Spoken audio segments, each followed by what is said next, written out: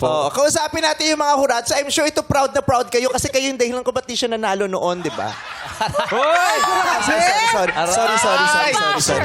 Ay, sisihin mo yung mga yan. Pressure ka.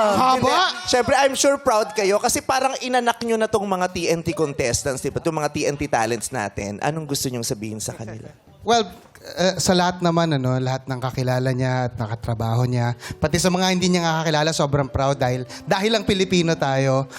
In fact, early stages pa lang, wala pa yung battle. So, I messaged him kaagad. Sabi ko, sobrang proud na proud kami sa'yo.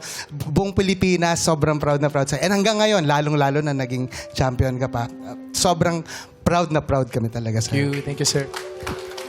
At saka bukod sa achievement mo, yung spirit of humility mo, grabe.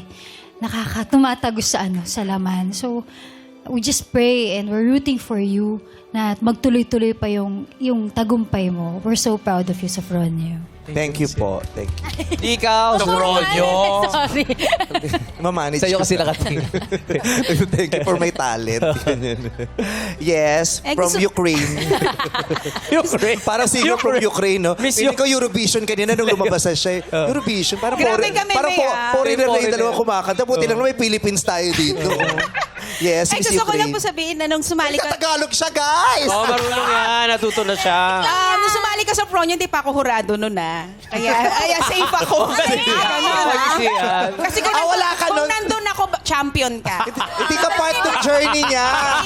So, sino may kasalanan? Hindi pala siya part ng journey. So, Grabe. ano ginagawa mo sa prod na to, Clarice? Hindi ka naman pala part ng journey. Nakikidjoy. Delaware kasi siya, USA. Nakakasabit lang sa popularity. Clarice?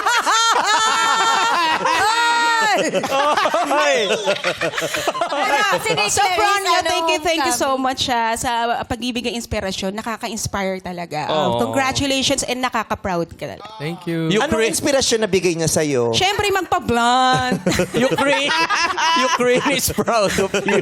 We are so proud of you. Si Meme, kung inspirasyon ko dito eh. Palit na kasi. I love Clarice. So,